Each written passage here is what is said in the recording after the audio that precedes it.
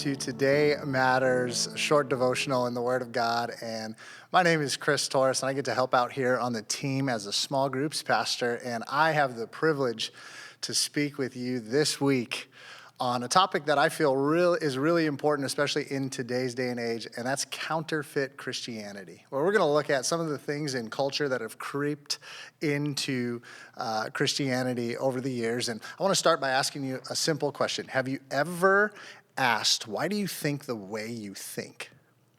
I remember growing up, whenever I would enter a hotel room, my parents, they would warn me every time, do not touch or drink anything out of the mini fridge because it's way too expensive. So now as an adult, the anxiety I get when I see a mini fridge in a hotel room is unbelievable.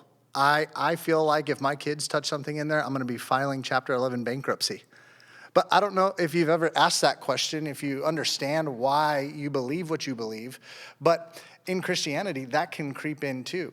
And the problem is that sometimes well-meaning Christians, people who love the Lord and are trying to do best, they catch on to these cliches and they'll just say things, and then we take that and that becomes, law in our life. And I want to illustrate this by looking at the Gospel of Matthew, where in Matthew chapter 16 we encounter Peter. He has just heard Jesus give a complete rundown of how he has to give his life in order to save everybody, to hand his life over to the religious leaders of that day. And I want to show you Peter's reaction to that. This is what it says in Matthew 16, 22 and 23. It says this, Peter took him aside and began to rebuke him.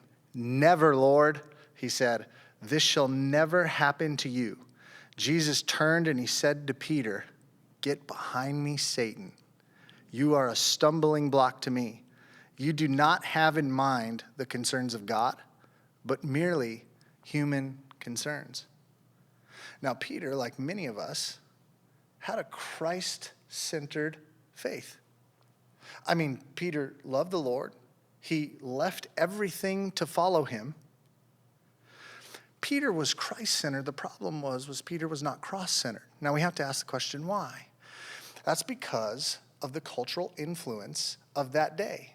The religious leaders had been pouring into these people, predicting this Davidic Messiah that would come and that would free them from Roman Empire.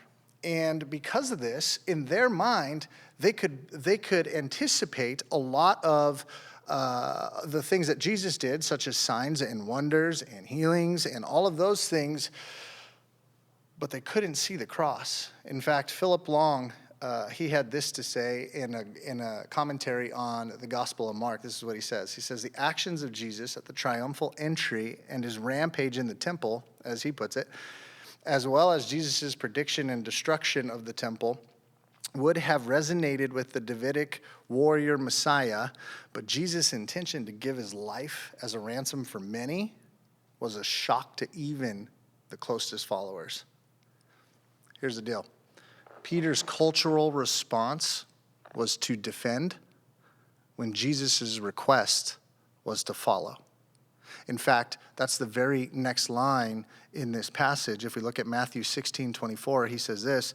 He says, "Whoever wants to be my disciple, wants to follow my way, they must deny themselves and take up their cross and follow me." What? That doesn't sound like a whole lot of fun. But to have a Jesus-centered life also means that the cross has a place within that. Jesus didn't run from suffering. He embraced it. Peter wanted to follow Jesus until that meant that it was going to cost something. Because here's what that meant for Peter, was if it was going to cost Jesus something, it was also going to cost him something. And that's where it gets a little sticky. So what does this mean for you and I? Well, it means that to live for an audience of one means that sometimes we have to sort through some of the cultural minutia that's out there, even within Christianity, and turn to the Word of God to look at the life of Jesus and the way that he lived. Because it's easy to have a shallow faith. If you think about shallow water, you're not in real danger, right? You go to the beach, but when you got to swim out deep, there's sharks out there. gets a little scary. But the cross for Jesus was out in the deep. And for us to have a faith that's deep and full, we got to be willing to follow Jesus even into the areas of suffering. So here's my challenge for you today. Every day this week, I'm going to ask you to consider one thing, okay? And here's what I want you to consider today. I want you to ask yourself this question: how is the Bible informing my walk with Jesus? And if the answer is, well, it's not really, there's no need to feel guilty. It's a great place for you to begin, to dive in. And when we think about children, we think about people who depend on somebody else to provide for them. And so if we're new to this, if we're just beginning with Christianity, a great place for us to figure out and to learn is how to handle and to read the Word of God. And so we're going to be taking a look over the next few days of how culture has crept in and informed some of our theology when it comes to how we interpret and know the Word of God. And there's no better place to start than the Word of God. So my hope is that you'll tune in this week as we continue to dive in. We'll see you tomorrow.